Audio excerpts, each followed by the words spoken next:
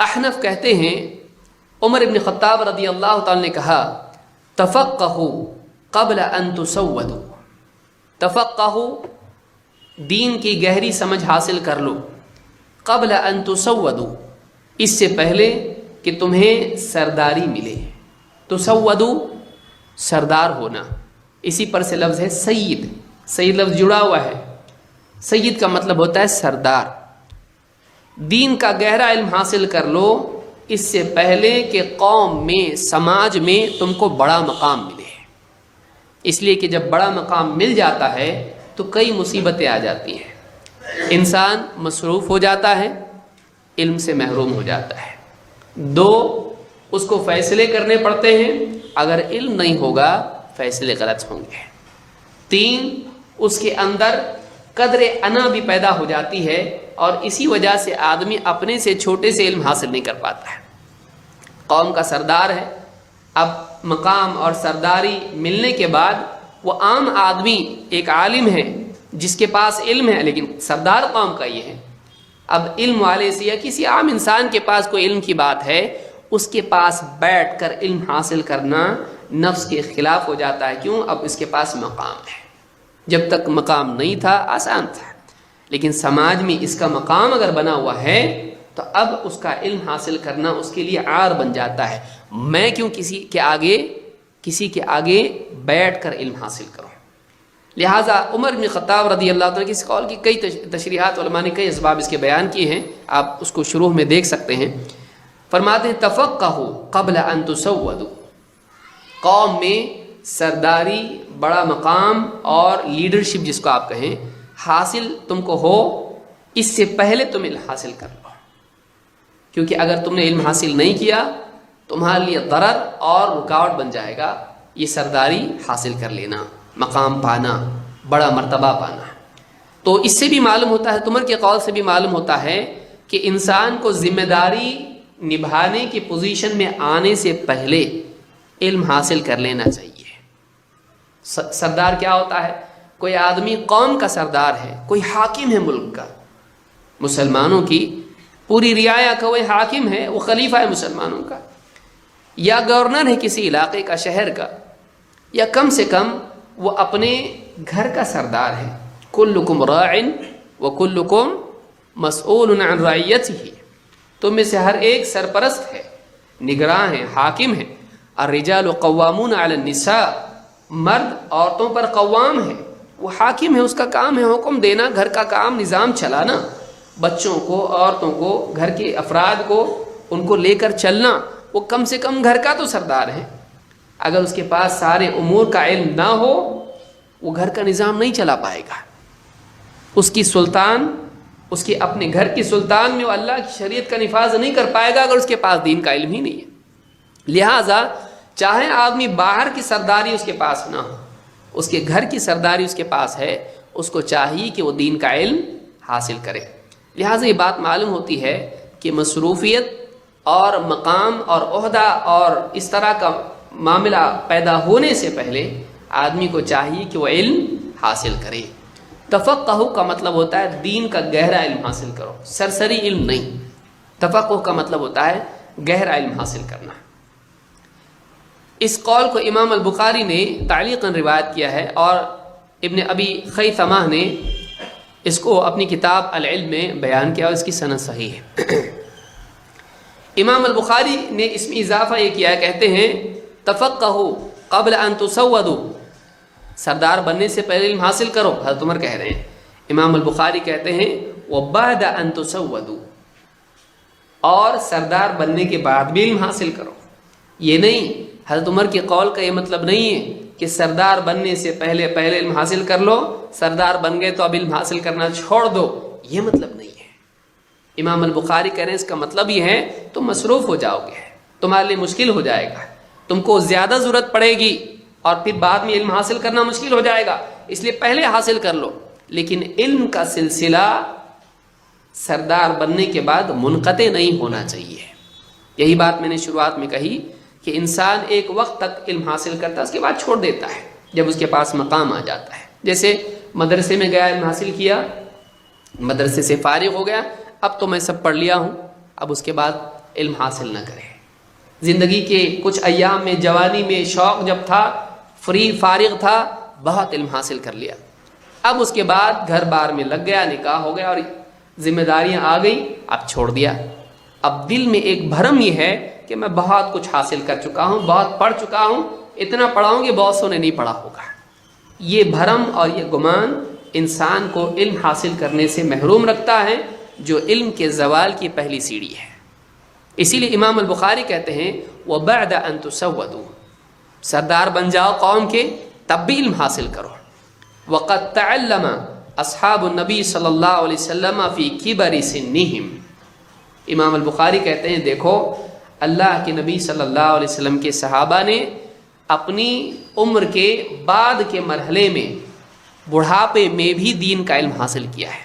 حالانکہ وہ اپنی قوم میں بڑے لوگ مانے جاتے تھے، اسلام قبول کیا، قوم کے بڑے لوگ تھے، مقام ان کا تھا اور قوم میں عزت ان کی تھی، لیکن انہوں نے قوم میں مقام پانے کے باوجود علم اس عمر میں بھی حاصل کیا. لہٰذا یہ بات معلوم ہوتی ہے کہ انسان کو مقام ملنے سے قبل خصوصاً علم حاصل کرنا چاہیے، اس لیے کہ مقام ملنے کے بعد ضرورت علم کی پڑنے والی ہے. لیکن اس علم پر قناعت اس کو نہیں کرنا چاہیے، بلکہ اس کے بعد بھی علم حاصل کرتے رہنا چاہیے.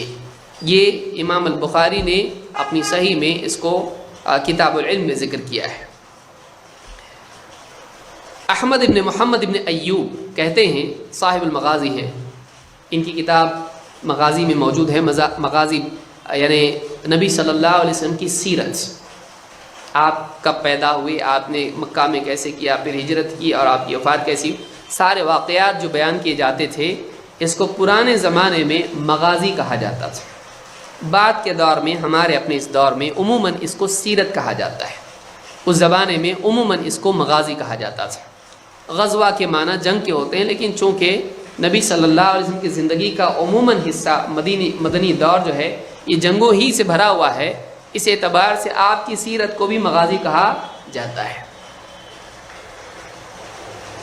کہتے ہیں اجتمع الناس الى سفیان ابن عیینہ، لوگ سفیان ابن عیینہ رحمہ اللہ کے پاس جمع ہوئے. فقال من احوج الناس الى هذا العلم، فقال کہا کہ اس علم کا سب سے زیادہ محتاج کون ہے؟ سفیان ابن عیینہ نے پوچھا. فسکتوا، سب چپ رہے، خاموش رہے. ثم قالوا تکلم یا ابا محمد، کسی کے پاس جب جواب نہیں تھا کہ علم کا سب سے زیادہ محتاج کون ہے، کون ہے جس کو علم سب سے زیادہ حاصل کرنا کس کے لیے ضروری ہے، جب کسی کے پاس جواب نہیں تھا تو انہوں نے خود ہی کہا یا ابا محمد، یہ ان کی کنیت ہے، کہا آپ ہی بیان کیجئے، آپ ہی کہیے. قال احوج الناس الى العلم العلماء، علم کے سب سے زیادہ محتاج، علم حاصل کرنا سب سے زیادہ ضروری علماء کے لیے ہے. علماء زیادہ محتاج ہے اس کے کہ علم حاصل کریں، کیونکہ علماء کا مطلب یہ نہیں ہے کہ جس کو سارا معلوم ہو. عالم کا مطلب یہ نہیں ہوتا ہے کہ جس کو سب کچھ معلوم ہو، سب کچھ صرف اللہ کو معلوم ہے. عالم کا مطلب یہ نہیں ہوتا ہے کہ شریعت کا سارا علم اس کے پاس ہو، ایسا کوئی آدمی پیدا نہیں ہوا. ہاں، اللہ کے نبی صلی اللہ علیہ وسلم کو شریعت کی ساری باتیں اللہ تعالیٰ نے بتلا دی. وَعَلَّمَكَ مَا لَمْ تَكُنْ تَعْلَمْ وَكَانَ فَضْلُ اللَّهِ عَلَيْكَ عَظِيمًا. لیکن علماء میں سے کوئی بھی انسان ایسا نہیں ہے جس کو سب کچھ معلوم، حتیٰ کہ صحابہ، حتیٰ کہ خلفائے راشدین. بعض باتیں ان کو بھی معلوم نہیں تھیں جو ان سے چھوٹے صحابہ نے ان کو بتلائیں. کئی واقعات اس کے ہیں. تو عالم اس کو کہتے ہیں جس کو دوسروں کے مقابلے میں زیادہ معلومات ہوتی ہے، اور جس کو بنیادی علم میں بنیادی باتیں، بنیادی علم کی چیزیں پختگی کے ساتھ معلوم ہوتی ہیں. دوسروں کے مقابلے میں زیادہ اس کے پاس علم ہوتا ہے، لیکن سارا علم اس کے پاس بھی نہیں ہوتا ہے. اسی لیے سفیان ابن عیینہ کہتے ہیں کہ احوج الناس الی العلم العلماء، لوگوں میں علم کا سب سے زیادہ محتاج کون ہے؟ علماء ہیں. وَذَلِكَ أَنَّ الْجَهْلَ بِهِمْ أَقْبَحُ، کہتے وجہ اس کی یہ ہے کہ ایک عام آدمی کے پاس کسی چیز کی معلومات نہ ہو یہ اتنی بری بات نہیں ہے جتنی ایک عالم کے پاس ضروری بات نہ ہو، اس کا علم اس کو نہ ہو، یہ زیادہ برا ہے۔ وَذَلِكَ أَنَّ الْجَهْلَ بِهِمْ أَقْبَحُ، کسی چیز کا علم اس کو نہ ہو جس کی ضرورت ہو، یہ اس کے لیے زیادہ قبیح بات ہے، اس کے لیے بری بات ہے کہ اس کو معلوم نہ ہو۔ ایک عام آدمی کو نہیں معلوم بولنا اتنا مشکل، یعنی اتنا برا نہیں ہے جتنا ایک عالم کے پاس ہے کہ اس کو نہیں معلوم ہے، اس کو چاہیے کہ وہ علم حاصل کرے۔ اور لِأَنَّهُمْ غَایَةُ النَّاسِ، اس لیے کہ عالم لوگوں کا مرجع ہوتا ہے۔ لوگوں کو جب کچھ نہیں ملتا ہے، کچھ سمجھ میں نہیں آتا ہے، چاہے وہ بات عقیدے کی ہو یا احکام کی ہو، چاہے معاملات کی ہو یا عبادات کی ہو، جب لوگوں کی سمجھ میں بات نہیں آتی ہے یا ان کو معلوم نہیں ہوتا ہے، وہ کس کی طرف لوٹتے ہیں؟ کس کے پاس جاتے ہیں؟ عالم کے پاس۔ اور اگر عالم کو بھی معلوم نہیں ہوگا تو لوگ کہاں جائیں گے؟ تو عالم کا نہ معلوم ہونا، عالم کو کسی چیز کا نہ معلوم ہونا، یہ زیادہ برا ہے لوگوں کے مقابلے میں۔ وَهُمْ يُسْأَلُونَ، اور علماء سے پوچھا جاتا ہے، علماء سے پوچھا جاتا ہے، لوگ ان سے سوال پوچھتے ہیں، ان کو جواب دینا پڑتا ہے، عقیدے کے احکام کے جواب ان کو دینا پڑتا ہے۔ تو اس اعتبار سے زیادہ ضروری علم کا حاصل کرنا کس کے لیے ہے؟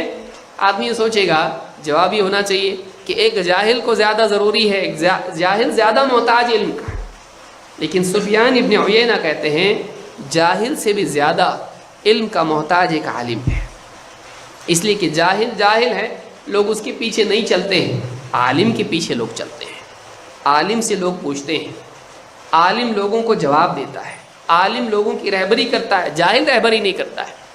تو جاہل کے پاس اگر علم نہ بھی ہو اتنا بڑا مسئلہ نہیں ہے، لیکن اگر ایک عالم کے پاس علم نہ ہو یہ زیادہ بڑا مسئلہ ہے، اس لیے کہ اس کا نقصان بھی زیادہ ہو سکتا ہے۔ لہٰذا حلیۃ الاولیاء میں یہ بات، اور اسی طرح سے جامع بیان العلم میں ابن عبد البر نے بھی اس کو بیان کیا ہے اور اس کی سند حسن ہے۔ آئیے آگے بڑھتے ہیں۔ اللہ تعالیٰ نے قرآن کریم میں، اب پچھلے قول سے ہم کو یہ سمجھ میں آتا ہے کہ ایک انسان چاہے علم کے کتنے بھی اونچے مرتبے تک پہنچ جائے، اس کو علم حاصل کرنے سے رکنا نہیں چاہیے، اس کو علم حاصل کرنا چاہیے۔ بعض اوقات ایسا ہوتا ہے آدمی کہتا میں نے توحید کا علم حاصل کیا، عبادات کا، نماز کا مسئلے مسائل میں نے معلوم کر لی، جتنا میرا ہے میں نے معلوم کر لیا ہے، اب مجھے علم کی ضرورت نہیں ہے۔